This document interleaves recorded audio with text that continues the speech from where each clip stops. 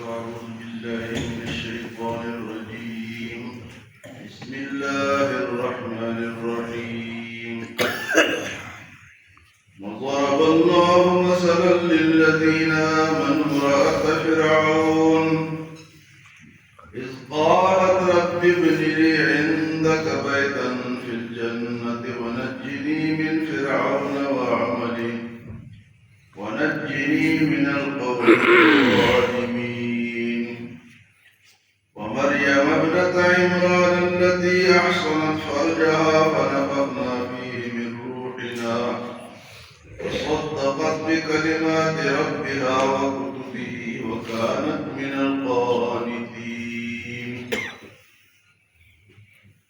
سورة التحریم میں پہلے حضور صلی اللہ علیہ وسلم کے شہر کھانے کا ذکر ہوا، پھر آپ کی ازواج کا ذکر ہوا، پھر خواتین کے صفات کا ذکر ہوا، پھر فرمایا کہ اپنے آپ کو گھر والوں کو آگ سے بچاؤ، پھر فرمایا کہ توبہ کرو، سچی توبہ، کافر اور منافقین کے خلاف جہاد کرو.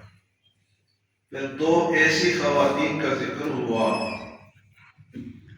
جو اللہ کے نبیوں کی بیویاں تھیں لیکن تھی کافرہ، ایمان نہیں ہے. نوح علیہ السلام کی بیوی اور لوط علیہ السلام کی بیوی. تو فرمایا کہ لوط علیہ السلام کی بیوی کافرہ تھی اور نوح علیہ السلام نبی کی بیویاں تھیں، لیکن جب انہوں نے کفر اختیار کیا تو جہنم سے نہیں بچی. جہنم سے بچنے کے لیے نبی پر ایمان لانا ضروری ہے. آج دو اور خواتین کا ذکر ہے جو کہ ایک تو فرعون کی بیوی ہے اور ایک عیسیٰ علیہ السلام کی بات ہے. تو یہ دو نیک خواتین دنیا میں گزری. اب ایک جو ہے بہت بڑے کافر کی بیوی ہے لیکن ہے ایمان والی. ایمان والی جنت میں جائیں گی اور نبی کی بیوی ہو کر وہ کیا جائے گی؟ جہنم میں جائے گی. کہ اللہ تعالیٰ اپنا قانون بتا رہے ہیں کہ اللہ کا قانون جو ہے وہ کسی کے ذات کے ساتھ نہیں، وہ ایمان کے ساتھ. کوئی کہے کہ میں کتنا بڑا ہوں یا میں کس کے کتنا قریب ہوں. تو یہاں فرمائے کہ وَضَرَبَ اللَّهُ مَثَلًا لِلَّذِينَ آمَنُوا امْرَأَتَ فِرْعَوْنَ، اور مثال بیان کی جاتی ہے ایمان والوں کے لیے فرعون کی بیوی کی. وَضَرَبَ اللَّهُ مَثَلًا لِلَّذِينَ آمَنُوا امْرَأَتَ فِرْعَوْنَ إِذْ قَالَتْ رَبِّ ابْنِ لِي عِندَكَ بَيْتًا فِي الْجَنَّةِ، جب اس خاتون نے دعا کی یا اللہ اپنے پاس میرے لیے جنت میں گھر بنا دے.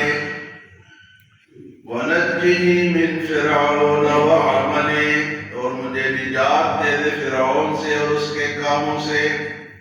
وَنَجِّنِي مِن فِرْعَوْنَ وَعَمَلِهِ وَنَجِّنِي مِنَ الْقَوْمِ الظَّالِمِينَ، اور مجھے ظالم قوم سے بھی نجات دے دے. تو ان کا نام تھا حضرت آسیہ. فرعون کی بیوی کا نام آسیہ بنت مزاحم. موسیٰ علیہ السلام کو جب اللہ کے حکم سے چھوٹے بچے تھے، ان کی والدہ نے چونکہ فرعون بچوں کو قتل کر رہا تھا، اس نے خواب دیکھا تھا کہ ایک بچہ بنی اسرائیل میں پیدا ہوگا جو تیری حکومت کو ختم کر دے گا. تو اس کو یہ ڈر لگا کہ بچہ کون ہے. تو بچوں کو ایک روایت میں ہے کہ 90,000 بچے اس نے قتل کیے کہ وہ بچہ پیدا نہ ہو جو میری حکومت کو ختم. اور ایک روایت میں ہے کہ 12,000 بچوں اس نے قتل. لیکن جس کو اللہ رکھے اسے کون چکے، اس کو کون اٹھائے جس کو اللہ. تو موسیٰ علیہ السلام جب پیدا ہوئے تو اللہ نے موسیٰ علیہ السلام کی والدہ کو حکم دیا کہ اس کو بکسے میں بند کر کے اور سمندر کے حوالے کر. جب حوالے کیا وہ بہتے بہتے نہر جو تھی وہ فرعون کے گھر گئی. جب اٹھایا تو فرعون نے کہا کہ یہ بچہ اس کو تو قتل کرو، لیکن بیوی نے کہا لا تقتلوه عسى ان ينفعنا او نتخذه ولدا، اس کو قتل نہ کرو شاید یہ ہمیں فائدہ دے یا ہم اس کو اپنا بیٹا بنا لیں۔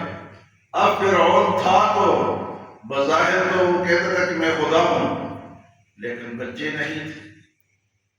ہاں جی، اپنے لیے تو بچہ پیدا نہیں کر سکا یا بنا نہیں سکا، کیونکہ بچہ بچی دینا کس کا کام ہے؟ اللہ کا کام ہے۔ تو خدائی کے دعوے کے باوجود بھی بچوں سے محروم۔ تو فرعون کی بیوی آسیہ نے کہا کہ اس کو قتل نہ کرو، لا تقتلوه عسى ان ينفعنا۔ تو اس وقت سے ان کے دل میں موسیٰ علیہ السلام کی محبت آ گئی، اور بعد میں جب حالات اس نے دیکھے، معجزات دیکھے، تو وہ ایمان لے آئے موسیٰ علیہ السلام نے۔ جب فرعون کو پتہ چلا کہ میں تو پوری دنیا میں پھر رہا ہوں، بچوں کو قتل کر رہا ہوں، اور یہ موسیٰ علیہ السلام کے مخالفت کر رہا ہوں، جادوگروں کو میں نے قتل کر دیا، تو گھر میں مسلمان بنی بیٹھی ہے۔ تو اس نے اس کو بھی شہید کر، آسیہ کو بھی شہید کر، لیکن وہ جنتی خاتون، اور اس کی سزا یہ ہوتی تھی کہ بندے کو یوں لٹاتا لکڑی کے اوپر، اور ہاتھ اور پاؤں میں میخ ذل اوتار، قرآن کہتا ہے کہ وہ میخوں والا تھا، اس کی سزا میخے ٹھوک کر، وہ جادوگروں کو بھی اس نے اسی طرح سزا دی۔ لیکن یہاں آسیہ جو کہ موسیٰ علیہ السلام پر ایمان لیے، ایک بہت بڑے کافر کی بیوی ہے، لیکن مقام کیا ملے گا؟ کہ جنت ملے گی، کیونکہ ایماندار تھی۔ تو ایسی جگہوں میں رہ کر ایمان کو بچایا جا سکتا ہے، کفر میں بھی رہ کر، اور اچھے لوگوں میں رہ کر بھی ایمان گنوائے جا سکتے ہیں، جس طرح نوح علیہ السلام اور لوط علیہ السلام کی بیوی ہے۔ ایمان کا بچانا جو ہے، یہ اس کے لیے بڑی جدوجہد چاہیے۔ تو یہ ہے وَضَرَبَ اللَّهُ مَثَلًا لِلَّذِينَ آمَنُوا امْرَأَتَ فِرْعَوْنَ إِذْ قَالَتْ رَبِّ ابْنِ لِي عِندَكَ بَيْتًا فِي الْجَنَّةِ وَنَجِّنِي مِنْ فِرْعَوْنَ وَعَمَلِهِ وَنَجِّنِي مِنَ الْقَوْمِ الظَّالِمِينَ۔ تو کہا کہ مثال بیان کی جاتی ہے تمہارے لیے، ایمان والوں کے لیے، فرعون کی بیوی آسیہ بنت مزاحم۔